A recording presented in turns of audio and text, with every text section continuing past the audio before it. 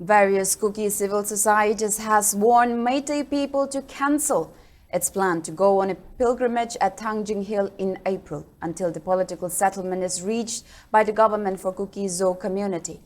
In a joint press note released by KIC Churachandpur, KCA Churachandpur, KKL General Headquarters, KSO Churachandpur, KWO Churachandpur, and KWOHR, along with other CSOs, said that attempting to go on a pilgrimage at Kuki inhabited area can result in any untoward incident as it is seen as a form of challenge.